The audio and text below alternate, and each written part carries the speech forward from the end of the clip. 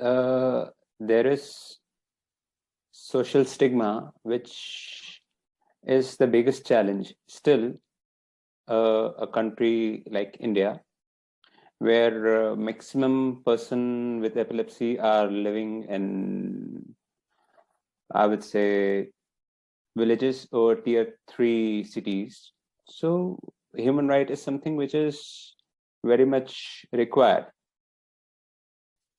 My human rights wish for everybody with epilepsy is to be able to hold a job and to be able to go to school. I feel that's really important.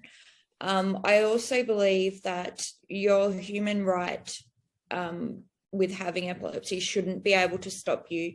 You don't need to be out and doing like working or doing, you know, holding down education. You might just be able to go out and have a daily cup of coffee, and that's your human right to be able to do that. Having epilepsy shouldn't stop you. And it with work, I have a very supportive work environment.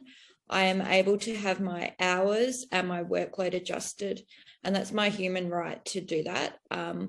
My work is so supportive. I work in early education. My families are very supportive of the fact that I have epilepsy, and through sharing my experience, we have had families speak out about having epilepsy.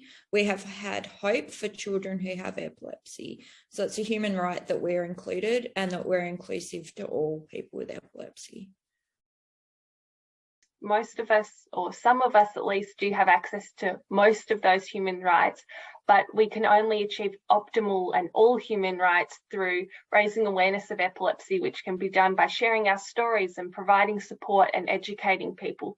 Because if people don't have education about epilepsy, they may not be able to provide the human rights that we all deserve, like as Scarlett mentioned, being able to work and adjust our work or adjust our schooling.